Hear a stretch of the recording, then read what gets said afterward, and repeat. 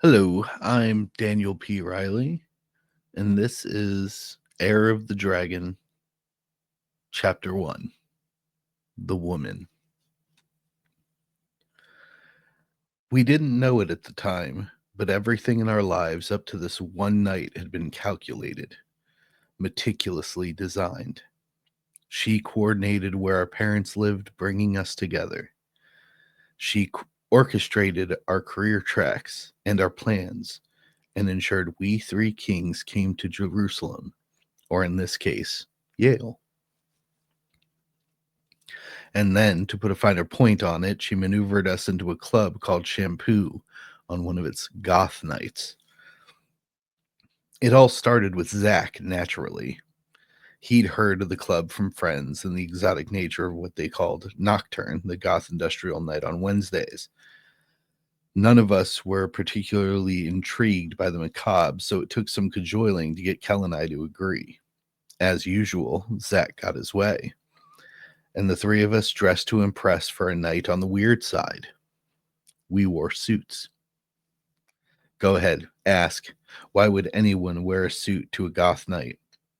Well, we didn't really understand the dress code, so you can imagine my surprise when we paid way too much to get into this club only to be confronted with impossibly loud mechanical noises and musical rhythm, and the gyrating, stompy movements of black-clad freaks with crazy hair, spikes all over their clothes, and darkly painted lips and nails. Like most clubs, colorful lights flickered and flashed through the dark. We were accustomed to brilliant greens, reds, oranges, purples, and blues. And yet, the outlandish way these people were dressed left the three of us sticking out like sore thumbs. Still, we crossed the dance floor at its perimeter to avoid the cluster of men, women, and those who pretended to be the opposite, thumping their heavy boots on the wooden floor panels while waving their arms around in what I suspect was supposed to be ethereal allure. It looked like nonsense. Zach led us to the bar, a long, cherry lacquered wooden structure populated by socialites of the scene as much as the dispossessed. I was startled to see so many quiet, solitary people standing near the far wall sipping drinks. In the rainbow of lights, I could see their desperate eyes searching for someone to connect with, some way to make a friend. Others hunched over their drinks, exaggerating their aggressive isolation as if they wanted the whole club to know they were a loner in a long black coat. Zach procured us a bottled beer each, passing them out as the bartender in a black velvet shirt with a ruffled style that didn't match the material the top was made of offered them. It was surreal standing amidst the sea of mohawks, sunglasses, and doors and leather jackets. I spared a glance at Kel, who looked just as discomforted as I was.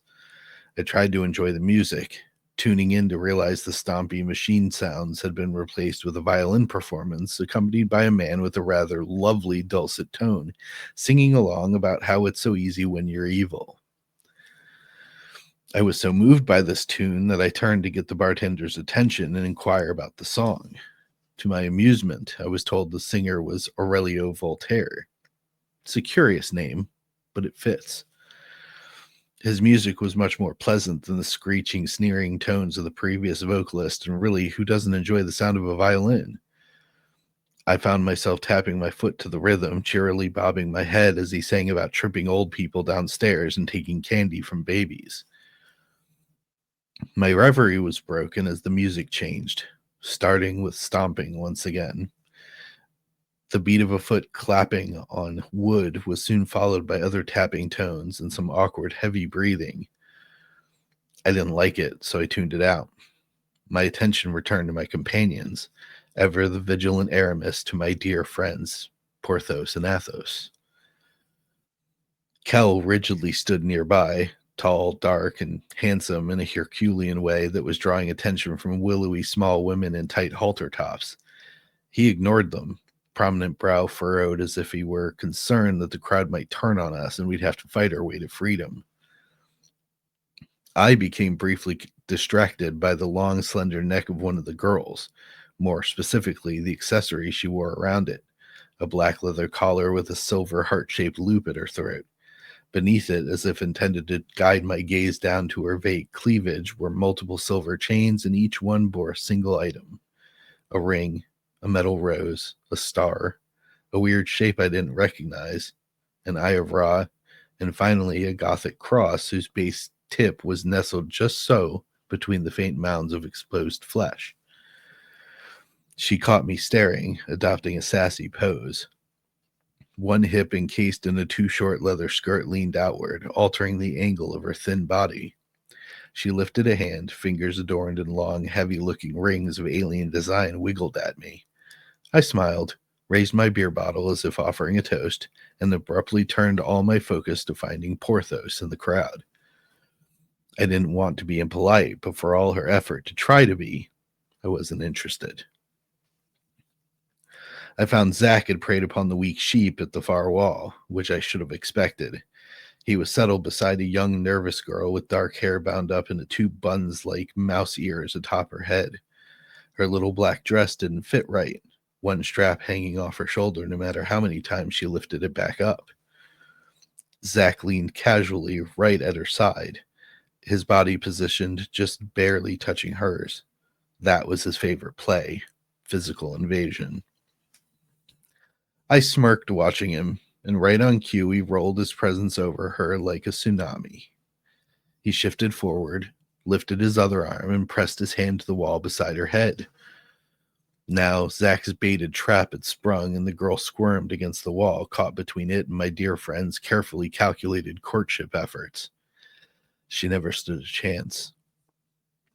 I felt bad for her. Even at this distance, I could tell by the lift of her chest that his gambit elevated her heart rate. Her long, pretty face tipped up toward his, whether she realized it or not. Her eyes were wide, devouring him while Zack casually spoke his usual torrent of frivolous romanticisms. In that moment, she was the only thing in his world, and I could tell she loved every moment of it. Another notch in his bedpost, and she didn't even know she'd never see him again afterward. I finished my beer and ordered another, finding little else to do here among the living dead than drink and observe. Kelton seemed to have the same idea, though his unease was much more obvious than mine. We'd been here for only 20 minutes, and Zack had latched onto his first victim, leaving Kel and I to occupy ourselves as usual. I paid for my next beer bottle, turning back to the dance floor as the music took a sharp turn again. At first, I didn't know what was happening. Silence gripped the club, and the chatter died down as a result. Without the veil of noise to protect covert conversation, the room became a chaos of whispers suddenly broken by an echoing guitar string pluck. Gregorian chanting rose, and behind it a staccato beat accompanied by a choir of Latin singing. I was confused yet entranced by the music once again. It touched something inside me. And as a woman's melodious voice lifted, begging for peace and release, my eyes were drawn to red. No, not red. Crimson. True crimson. A red so red it bordered on purple and stuck out amongst the sea of pale skin and black clothing that it was impossible not to notice. My eyes locked upon the color first, noticing the shape of it a moment later. The slope of feminine curves, tapering to a perfect point at the waist that blossomed out to wide, round hips trapped inside the deepest red. When the color stopped, a healthy pair of pink thighs peeked out just before the knees. Long, bare, incredibly smooth legs dripped from the crimson color like wax and ended in pointed heels with thin strips of leather twined up around the ankles and half of those perfectly shaped calves. Incredible red, like the dress. My mouth felt dry, full of ash. I tipped the bottle to my lips, wetting the desert and polluting my tongue with bitter hops. My eyes rebelled against my usual reluctance and lifted back up from the way those legs drifted back and forth, bending, kicking lightly outward before the pointed heel of those shoes hit the dance floor panel. It was like a siren song, the high, breathy singing emanating from the speakers mixed with the way her hips rolled under my observance. The crimson dress stopped over her chest, and by that I mean that it offered no peaks or valleys for the eyes to drink in. Modest, if a dress so tight could be modest in some way. The color did nothing to hide the shape, it only defended the flesh from prying eyes, and somehow that made it all the more enticing. That, and how the red simply stopped, trading its brightness for a straight line of segregation between fabric and skin just below her clavicle. Her shoulders were bare, firm yet supple, and drew the eye upward to her unadorned neck. She couldn't be much older than I was, years perhaps, and yet there was so much grace in the way she sinuously coiled her body to the music that I felt a pang of intimidation stab my heart. If ever there was a sense that someone was out of your league, she embodied it. I watched her face, sculpted in healthy-hued marble, high cheeks, a soft slope to a fine pointed chin below a painted pair of lips that were ever so slightly curled at the corners in a soft, carefree smile. Her eyes were closed when mine reached her face, noting the downward curve of her nose's bridge that ended in a small, delicate button point between the lowered, gently accented lids, covering her gaze. It was as if she danced for herself only, unconcerned about the world. Lost in the music, perhaps. Whichever it was, she had captured my attention without even trying, and I couldn't stop watching the way her thin yet contoured arms drifted upward, how her delicate, red-pointed fingers gathered the voluptuous mane of curly, golden hair up atop her head. Strands fell free, but all they did was point to her neck and say, "Kiss here," to my entranced mind. Small, simple golden hoops hung from her earlobes, dangling with the undulating simplicity of appeal her dance exhibited. I barely noticed, just as I hadn't realized that in the midst of this mesmer, I'd taken a step forward toward her. My reverie broke, catching movement from the corner of my gaze.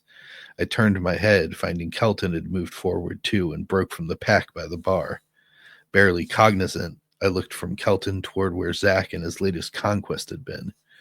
The girl with the mouse buns had crossed her arms over her chest, shoulders tense, and the tight, like the furrowed brow over her eyes, and with good reason. Zach now ignored her, standing like I was, like Kelton was, a single step forward from the wall and the girl he'd meant to sleep with. His blue eyes were fixed on the crimson dress and its occupant, eerily so.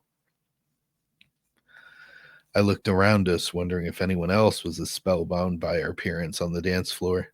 Many of the men were openly watching her, though none had the look on their faces that Zach and Kelton did, a look I suspected I too possessed. Some of the girls seemed drawn to her as well. However, the majority wore masks of scorn and jealousy instead. Compelled, I turned my attention back to her. The music had reached a crescendo that her body took to like the sound was water and she was a mermaid. Each hard note was met with a push here, a thrown arm there, and a pirouette that gave us the full vision of her perfection, which ended in the kick of one leg before her heel and toe planted. Knee bent, the long stem thrust out to the world as if it alone demanded due attention. Her torso undulated upward, leaning back like the unfurling of a flower petal. Her entire form displayed its contours, her arms spreading wide above her head, and with the crescendo's fall to the finale, the dark-lined eyelids slowly lifted like twin curtains. I expected blue eyes, like Zach, who was also fair-haired. Hers was a honey gold. And if I were foolish enough to think I were somehow important, or perhaps as narcissistic as Zach, I'd swear she was looking right at me. The song ended, yet the performance wasn't over. She held both her posture and the attention of the club. Even the DJ forgot to spin up the next track, letting silence sweep through the darkened hall until the ethereal woman adjusted her body with a light and breezy roll of hips like the weight scales of fate. One lifted and the other lowered, her extended leg drawn in toward the other. Only then did the woman strut toward me, us, whatever. Some people walk, nothing more than ambulation from one point to the next, frumpy. Others stride, shoulders back with confident steps. Some women glide airily when they move, others shuffle. She did none of these things. She struts as if the dark curtain and carpet belonged to her, and it, as the earth itself, was her domain. Each of her steps looked like a well-oiled machine, and her hips pivoted one after the other to lift the piston of a leg, then extend forward. Her slim waist stayed centered, and though her shoulders were thrown back with casual pride, it neither looked forced nor performed. I saw Zach leave his little plaything behind. My periphery watched her pout, scoff, and ultimately express vengeance in a single glare at the back of his head while he walked away from her. This was why I avoided girls. Dangerous creatures. Sweet on the outside and feral on the inside like everyone else. Not like her. My vision narrowed the closer she approached, as if the world shrank until all there was for me to gaze upon was her. She stopped, standing in reach, and I felt my arm twitching to lift so my hand could reach out and touch soft, dull white skin encasing a firm musculature. She made everything feel real in a place like this, a place I didn't belong in. Kelton stepped forward to my side. His much larger shape invaded the empty galaxy that we two had occupied together for the brief moment. I felt desperation rise like bile in my throat. She was mine. I was hers. No one else was meant to exist in our universe, yet there he was, like an alien spaceship looming over my atmosphere. My head turned angrily, the hand that trembled with want to touch her crushed closed in a white-knuckled fist. Yet Kel stood beside Zach, just as mesmerized as the other, and with my head turned away, I found myself wondering why they too felt spellbound by her. The flash of violent anger had fizzled out, recognizing that the invaders were my best friends. They were my family, my brothers. My head began to swim, dizzy and disoriented. I shook it to clear the sudden fog.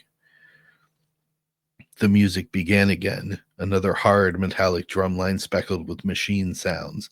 The lights stabbed my eyes like Christmas needles, so I closed them tight. Heavy bass vibrated the floor, running up my legs. I could smell everything: cigarettes and booze, body sweat and perfumes. My world had gone from incredibly small to impossibly large and overwhelming. Hello. The word pierced the music, and suddenly I focused on it. The music dulled, the lights faded, the stink of the club stopped assaulting my nostrils, and the droning drum beat shuddered in my shoes, nothing more. More words followed. I've been waiting so long to meet the three of you. Please allow me the pleasure of your sweet company. My skull throbbed. I heard Zach introduce himself first, ever the smooth operator. Something felt off about his carefully scripted approach. He sounded distracted. I was more surprised to hear the warm, deep baritone of Kelton's voice next. Reluctant as he was to engage with others, he sounded pleased, interested even. If my brain wasn't thrashing around in my head, I imagined I'd be staring at him like he'd grown 4 more heads, and all 5 were subsequently on fire. And you, pretty boy? I heard the dulcet voice say. A subtle roll of the R in pretty gave her voice a faint Slavic accent. Very faint.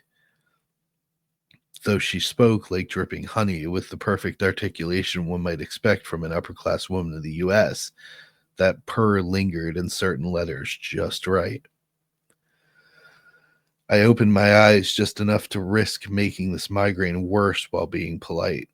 My eyes settled on her face, and I felt that instant pull, like I'd known her and loved her my entire life. Spun curls of gold framed her face, skin like smooth silk over rounded high cheeks. I cleared my sandy throat. David, Marsh, nice to meet you, I said without thinking. The euphoria of looking upon her warred with a tremendous ache. Her hand swooped around mine, cold and as silky to the touch as I expected her flesh to be. Through the thousand needles in my brain, lustful thoughts swirled. If her hand was this pleasing to the touch, what did the rest of her feel like?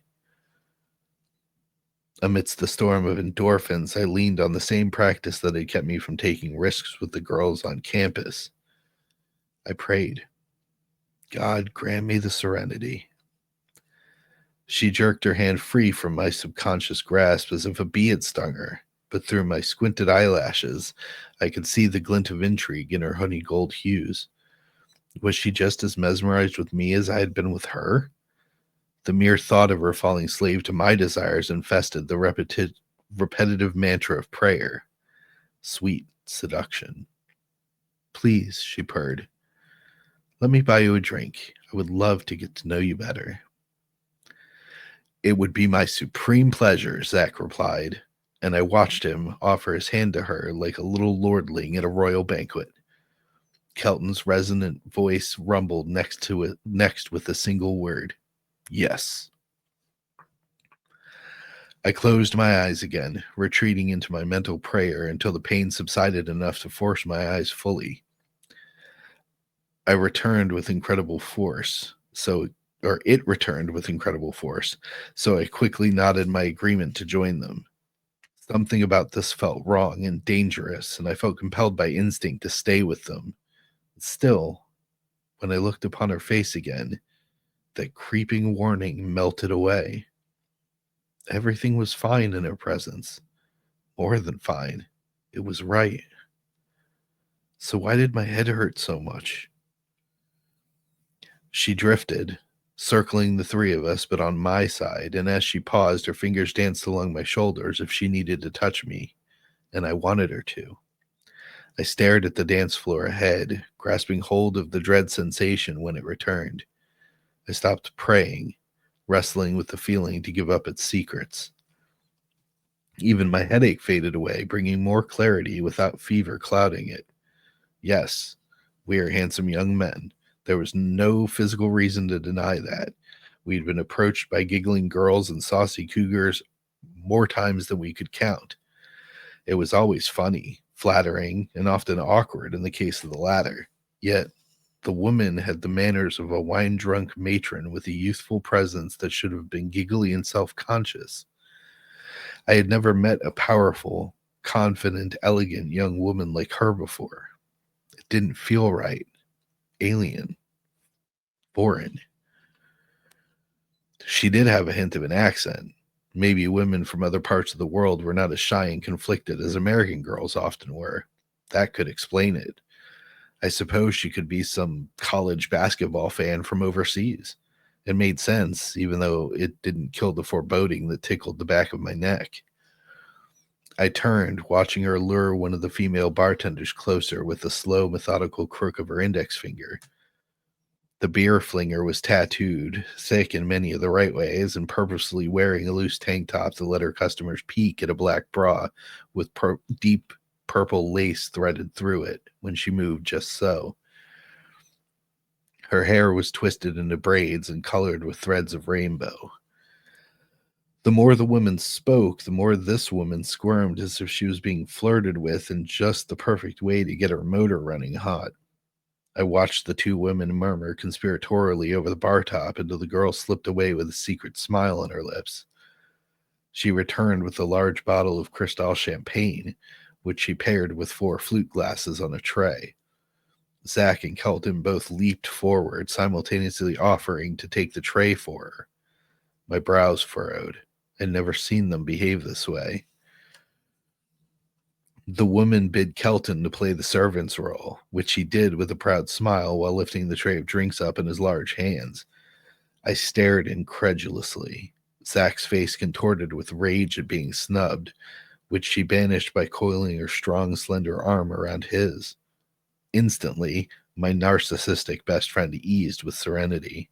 He smiled, wiggled his eyebrows in that Zach way when he was feeling flirtatious, and then escorted her away from the counter toward a hallway in the dark. Kelton followed behind them, head bowed but smiling. I frowned more. My headache seemed to lift, yet I was now entranced by a mystery. Why were they acting this way? Zach, I could understand. He would do anything, be anything to get what he wanted. But Kel? Kel had never acted this way. I followed, feeling for all purposes like some sort of spell had been broken. We retired to the roof, which I found to be an outdoor seating area when I followed them. She chose a table near the short wall, one with a clear view of the dark night's starry sky. Zach pulled a wrought iron chair away from the table for her, which blew my mind. Then again, she acted like an heiress. It seemed to me that Zach had his sights set on making her his next conquest. All I had to do was convince Kelton to give them space. Zach would satisfy himself without us needing to play witness. The problem was that Kelton seemed just as wrapped up in her as Zach was. I didn't like it. It was out of character. Kelton had told me once in confidence that any girl he did have interest in who was willing to be swept off her feet by our immoral Porthos wasn't worth his attention. It proved true time and time again. So why was Kelton lingering around the two of them so fervently? He knew better. It was his lesson. I sat down at the table across from the woman where my best friends flanked her. As soon as I got settled, that damned headache returned. She turned from Zach, leaning her body lusciously toward Kelton while he uncorked the bottle and filled the glass for her. We all know the posture. Back stretched, chest out, chin in the palm of her hand with her elbow propped on the table. She made doe eyes at Kel as he lifted a fluted glass and set it before her with his country boy smile. To my right, Zach looked like he might blow a gasket. The longer I watched her smile at Kelton, the less I felt fearful. She looked so innocent, laughing softly.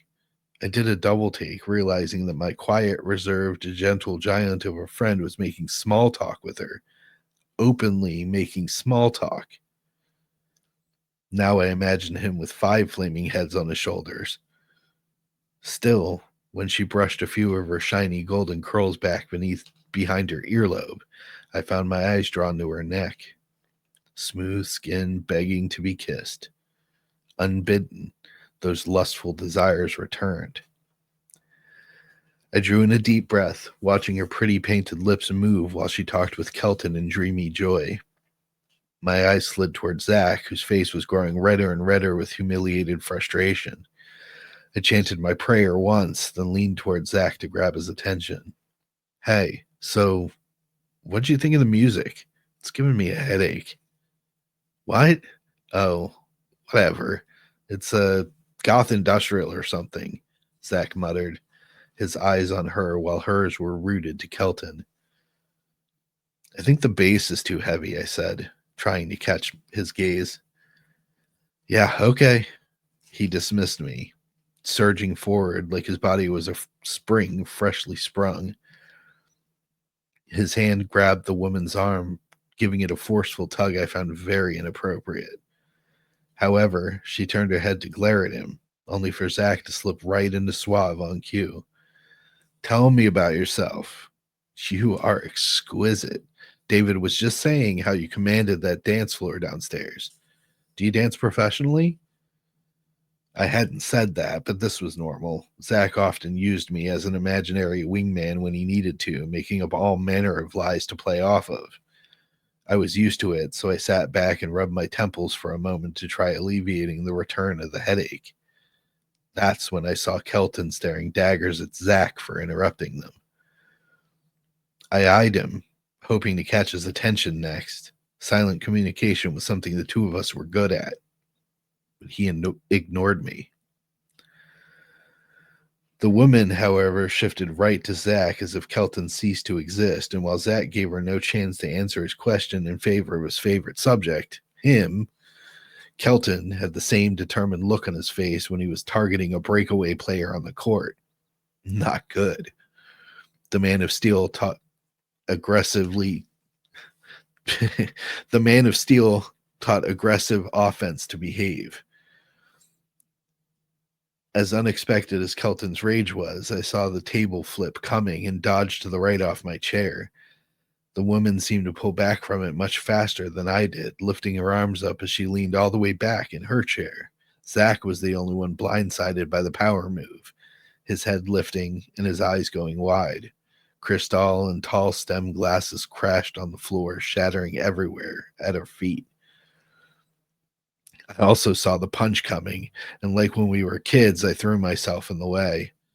My arms grabbed hold of his, using my entire body weight to stop it before it ever got near Zach's smugly outraged moneymaker. It was all I could do. I unwound, shoving Kelton's chest with both hands, not that it did anything. What is wrong with you? It's Zach, I tried to remind the big guy. We'd done this before. Zach wasn't a dick on purpose, but he was a dick. Worse, he was a dick and our best friend. Kelton knew that. He knew better. What I saw in Kel's eyes was jealousy, not understanding. He surged forward, and I turned my arms inward, palms down. Defensive practice kicked in, using my forearms to brace the much larger, much stronger man. I called out to him again, hoping to get him to see reason. Kel, stop! It's not worth it. Zach sneered behind me, as I knew he would. What I didn't expect when I glanced back was that the woman didn't hide her amusement. She was smiling, satisfied, like the drama excited her. What's worse, I liked her smile more than I should have. Come on, Kel, I said, turning my attention back. Let's go. Zach wins, okay? Come on. My arms opened, wrapping them around Kelton's wider frame to hug him and try coaxing him to back away. Anything to keep him from beating Zach half to death or worse. Zach always wins, remember? Though he didn't say anything, I was thankful Kelton saw reason and stepped back. He looked away, so I nudged him to turn. With a few brotherly pats on the back, I managed to guide the angry giant back toward the door inside and left Zach with his victory. We caught a cab from the club back to the house, and by the time we got there, Kel seemed back to normal. He didn't want to talk about it, but I could tell he was rattled by how he acted. I let him go to his room to sleep it off. Brothers fight sometimes.